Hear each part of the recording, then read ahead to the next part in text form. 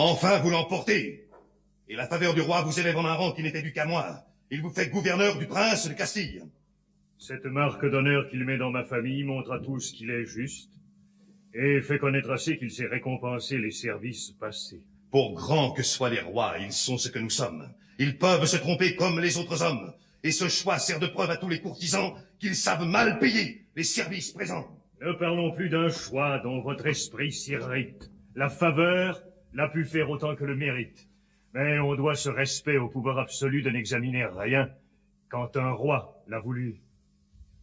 À l'honneur qu'il m'a fait, ajoutez-en un autre. Joignons d'un sacré nœud ma maison et la vôtre. Vous n'avez qu'une fille, et moi je n'ai qu'un fils. Leur hymen nous peut rendre à jamais plus qu'amis. Faites-nous cette grâce, et l'acceptez pour gendre. À des partis plus hauts, ce beau fils doit prétendre, et le nouvel éclat de votre dignité lui doit enfler le cœur d'une autre vanité. Exercez-la, monsieur, et gouvernez le prince. Montrez-lui comme il faut régir une province, faire trembler partout les peuples sous sa loi, remplir les bons d'amour et les méchants d'effroi. Joignez à ses vertus celles d'un capitaine.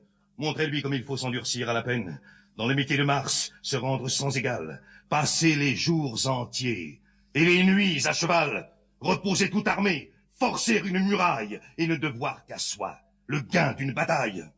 Instruisez-le d'exemple et rendez-le parfait, expliquant à ses yeux vos leçons par les faits. Pour s'instruire d'exemple, en dépit de l'envie, il lira seulement l'histoire de ma vie. Là, dans un long tissu de belles actions, il verra comme il faut dompter les nations, attaquer une place, ordonner une armée, et, sur de grands exploits, bâtir sa renommée. Les exemples vivants sont à notre pouvoir. Un prince, dans un livre, apprend mal son devoir. Et qu'a fait, après tout, ce grand nombre d'années que ne puisse égaler une de mes journées? Si vous fûtes vaillant, je le suis aujourd'hui, et ce bras du royaume est le plus ferme appui. Grenade et l'Aragon tremblent quand ce fer brille. Mon nom sert de rempart à toute la Castille. Sans moi, vous passeriez bientôt sous d'autres lois, et vous auriez bientôt vos ennemis pour rois. Chaque jour, chaque instant pour rehausser ma gloire, mais laurier sur laurier, victoire sur victoire. Le prince, à mes côtés, ferait dans les combats l'essai de son courage à l'ombre de mon bras. Il apprendrait à vaincre en me regardant faire. Et pour répondre en hâte à son grand caractère, il verrait... Je le sais. Vous servez bien le roi. Je vous ai vu combattre et commander, sous moi.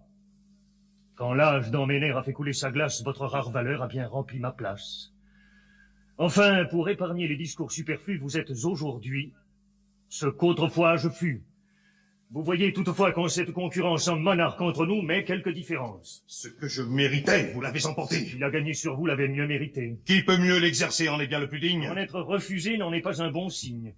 Vous l'avez eu par brigue, étant vieux courtisan. L'éclat de mes hauts faits fut mon seul partisan. Parlons-en mieux. Le roi fait honneur à votre âge. Le roi, quand il en fait, le mesure au courage. Et par là, cet honneur n'était dû qu'à mon bras. Qui n'a pu l'obtenir ne le méritait pas.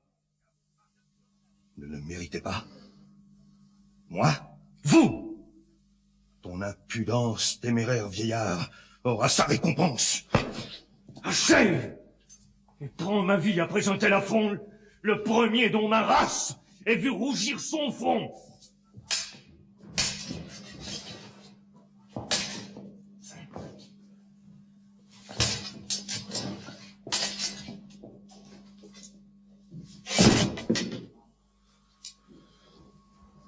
Et que penses-tu faire avec tant de faiblesse?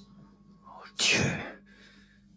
Force usée en ce besoin me laisse. Ton épée est à moi, mais tu serais trop vain si ce honteux trophée avait chargé ma main. Adieu. Fais lire au prince, en dépit de l'envie, pour son instruction, l'histoire de ta vie. D'un insolent discours, ce juste châtiment ne lui servira pas d'un petit ornement.